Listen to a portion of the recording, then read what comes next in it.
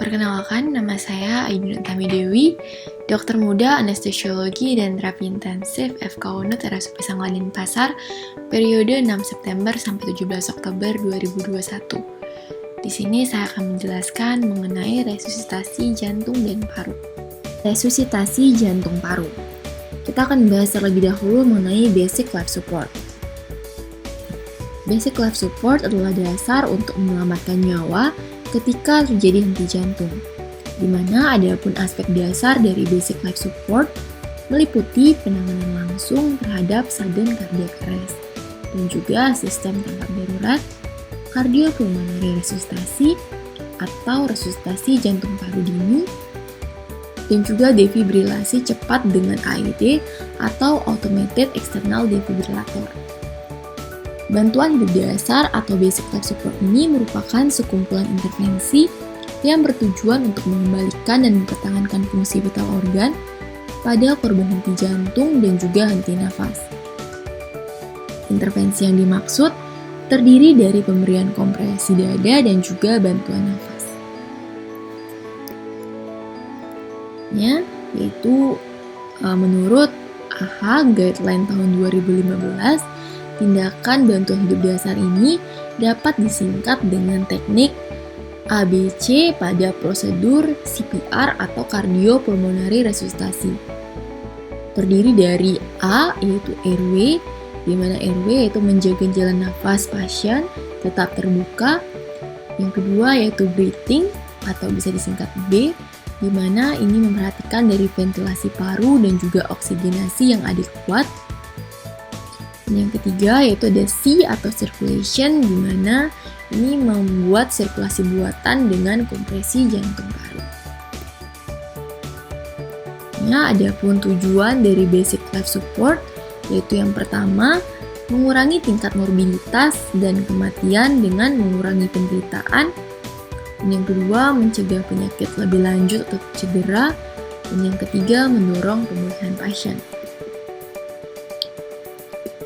Selanjutnya ada pun indikasi dari basic life support, di mana tindakan resusitasi jantung paru atau RJP yang terdapat dalam bantuan hidup dasar sangat penting, terutama pada pasien dengan cardiac arrest karena fibrilasi ventricle yang terjadi di luar rumah sakit, pasien di rumah sakit dengan fibrilasi ventricle primer dan penyakit jantung iskemi, pasien dengan hipotermi, overdosis, dan juga obstruksi jalan nafas atau primary respiratory arrest.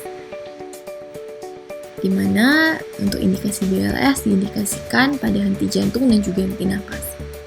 Kita akan bahas terlebih dahulu mengenai henti jantung. Di mana henti jantung terdiri dari berhentinya sirkulasi peredaran darah atau kegegalan jantung untuk melakukan kontraksi secara efektif. Keadaan tersebut bisa disebabkan oleh penyakit primer dari jantung atau penyakit sekunder non-jantung. Henti jantung adalah bila terjadi henti jantung primer, oksigen tidak beredar dan oksigen tersisa dalam organ vital yang akan habis dalam beberapa detik. Henti jantung ini dapat disebabkan oleh faktor intrinsik dan juga ekstrinsik, di mana faktor intrinsik berupa penyakit kardiovaskuler seperti asistal, fibrilasi ventricle, dan juga disosiasi elektromekanik. Sedangkan pada faktor intrinsik yaitu kekurangan oksigen akut atau henti nafas sentral atau perifer, sumbatan jalan nafas dan inhalasi asap, kelebihan dosis obat seperti digitas, quinidin, antidepresan trisiklik, propulsifen, adrenalin, dan juga isoprenalin. Ini ada gangguan asam basa atau elektrolit seperti hipo atau hiperkalemia, hipo atau hipermagnesia, hiperkalsemia, dan asidosis. Ini ada kecelakaan atau shock listrik tenggelam dan juga cedera kilat petir, refleks vagal, dan juga ada dipengaruhi oleh anestesi dan juga pembedahan. Henti jantung ini ditandai oleh denyut nadi besar yang tidak teraba seperti arteri karotis, arteri femoralis, dan juga arteri radialis, disertai dengan kebiruan atau cyanosis atau pucat sekali, dan juga pernafasan berhenti atau pernafasan yang satu-satu seperti gasping atau apnu, Tentunya ada dilatasi pupil yang tidak bereaksi dengan rangsangan cahaya, dan juga pasien dalam keadaan tidak sadar. Yaitu henti nafas, di mana henti nafas adalah berhentinya pernapasan spontan disebabkan karena gangguan jalan nafas parsial maupun total atau karena gangguan di pusat pernafasan. Adapun tanda dan gejala henti nafas berupa hiperkarbia, yaitu penurunan kesadaran, hipoksemia, yaitu takikardia, gelisah, berkeringat, atau sianosis. Henti nafas primer atau respiratory arrest ini dapat disebabkan oleh banyak hal, misalnya seperti serangan stroke, keracunan obat, tenggelam, inhalasi asap, uap atau gas, obstruksi jalan nafas atau benda asing, tersengat listrik, tersambar petir, serangan infark jantung, radang epiglotis, tercekik, trauma, dan juga lain-lain. Pada awal henti nafas, jantung biasanya masih berdenyut, masih teraba nadi, pemberian O2 ke otak dan organ vital lainnya masih cukup sampai beberapa menit, dan jika henti nafas mendapat pertolongan dengan segera, maka pasien akan terselamatkan hidupnya, dan sebaliknya jika terlambat akan berakibat henti jantung yang mungkin akan menjadi fatal.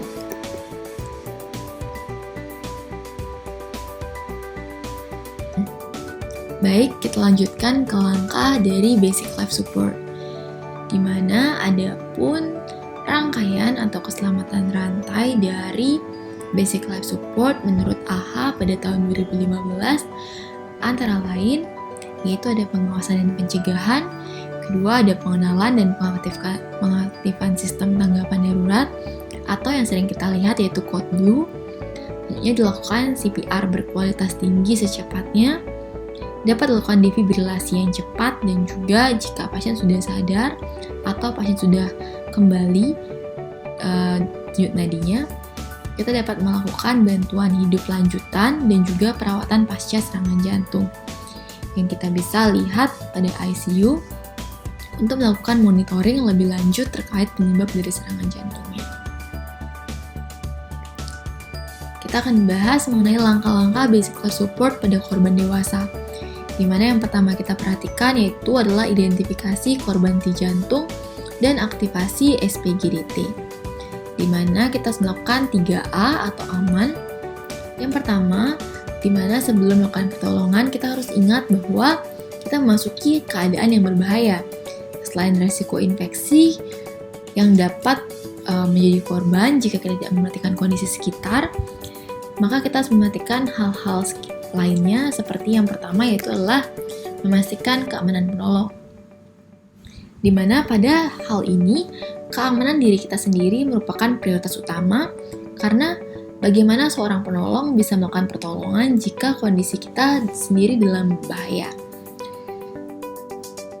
Selanjutnya, memastikan keamanan lingkungan, di mana kita juga harus melihat area lingkungan kita, pastikan tidak ada hal-hal yang berbahaya di sekitar penolong dan juga korban. Selanjutnya ada memastikan keamanan penderita, di mana ini menjadi prioritas terakhir kita karena penderita sendiri sudah mengalami cedera dari awal. Selanjutnya ada memastikan kesadaran korban, di mana saat memastikan kesadaran korban, penolong harus memeriksa pernafasan korban. Jika korban tidak sadarkan diri atau bernafas secara abnormal atau terengah-engah, penolong dapat mengonsumsikan korban mengalami henti jantung. Di mana pada saat ini penolong harus memastikan korban tidak merespon dengan cara memanggil korban dengan jelas, lalu menepuk-nepuk korban atau menggoyang-goyangkan bahu korban. Selanjutnya yaitu yang terakhir adalah meminta pertolongan, di mana jika korban tidak merespon, maka penolong harus segera mengaktifkan SPGDT dengan menelpon ambulans gawat darurat. Di mana saat mengaktifkan SPGDT, penolong harus siap dengan jawaban mengenai lokasi kejadian sedang terjadi, jumlah korban, dan juga bantuan yang dibutuhkan. Rangkaian tindakan yang sebelumnya disebutkan itu dapat dilakukan secara bersamaan apabila pada lokasi kejadian terdapat lebih dari satu penolong. Misalnya, penolong pertama memeriksa respon korban, kemudian melanjutkan tindakan basic life support Sedangkan penolong kedua mengaktifkan SPGDT dengan menelpon ambulans terdekat dan juga mengambil alat kejut jantung otomatis atau AED. Ini kita beralih ke RJP, di mana teknik RJP ini terdiri dari penekanan dada dan juga bantuan nafas dengan perbandingan 30:2. Berarti 30 kali penekanan dada, kemudian dengan memberikan 2 kali bantuan nafas. Bantuan nafas diberikan jika penolong yakin untuk melakukannya. Tapi jika tidak, penolong dapat membantu melakukan penekanan dada dengan 30 kali penekanan. Yang pertama kali kita lakukan adalah membebaskan jalan nafas.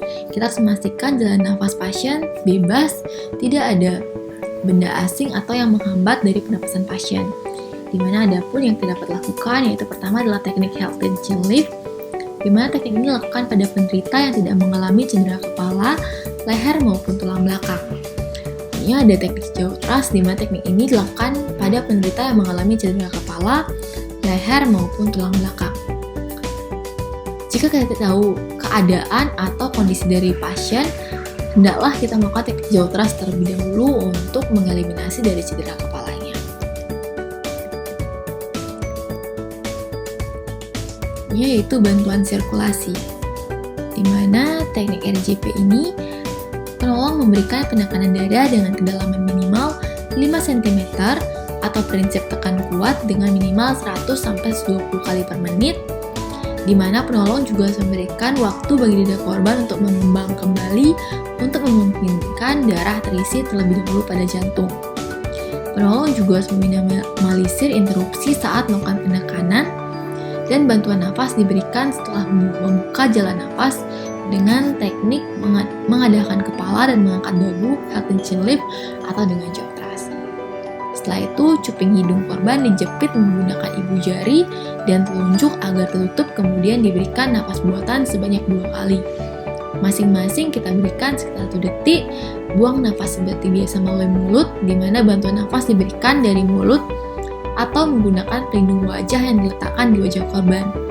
Saat memberikan napas buatan, kita lihat apakah dada korban mengembang, kemudian tunggu hingga kembali turun, dan memberikan napas buatan berikutnya. RJP dilakukan bergantian setiap 2 menit, di mana 2 menit ini 5 siklus RJP dengan penolong lain. Penolong melakukan penekanan dada sampai alat kejut jantung otomatis atau AED datang dan siap untuk digunakan atau bantuan dari tenaga kesehatan telah datang.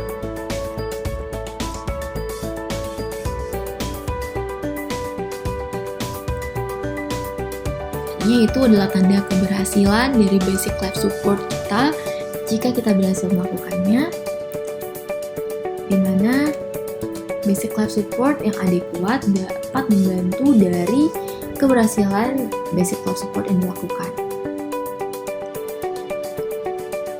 Di mana basic life support ini, seperti yang kita lihat, tanda keberhasilan yang pertama yaitu warna kulit berubah dari sianosis menjadi kemerahan.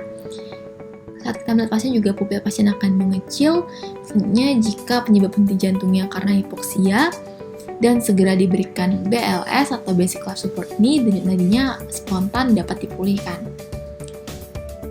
Ada pun juga parameter kegagalan dari BLS atau basic life support yang dilakukan oleh penolong. Kita lihat berdasarkan pada perubahan diameter pupil. Selanjutnya, apabila anoksia cerebri telah berlangsung lama, maka tidak akan ada respon perubahan diameter pupil, sehingga dengan demikian dapat disimpulkan korban telah berada pada keadaan mati otak permanen.